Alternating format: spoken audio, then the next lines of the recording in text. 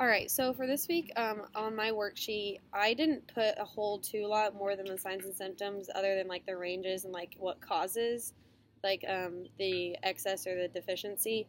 I learned a lot about this already in some of my classes, so to like kind of help me remember, those were like the main things that I chose. I did it on an Excel document, so I just put like whatever it was, and then like the signs and symptom, whatever the range is for like that ion, and then the causes of it. So, for example, for hypokalemia, I try to like do like little antidote type things to help remember. So I do the 6 L's, which would be lethargy, low shallow respirations, lethal cardiac dysrhythmias, leg cramps, limp muscles, lots of urine. That just kind of helps me remember those signs and symptoms, and then just like the ranges of potassium, which is 3.5 to 5. And then just the cause of like hypokalemia, I put like diuretic use, inadequate dietary intake, and like abnormal GI, so like diarrhea or vomiting.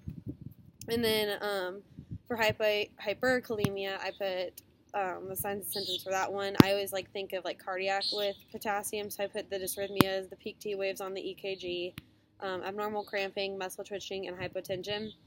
And then again, I have the range, and then I put that what can cause it is like medication. So it could be like diuretic use, like potassium sparing diuretic use, burns, or excessive intake of potassium. So that's just kind of how I did my worksheet for everything. So like for hypocalcemia, I put tetany, spasms, arrhythmias, convulsions.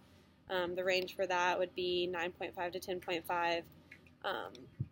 I put medication, Addison's disease, hyperparathyroidism for that too. So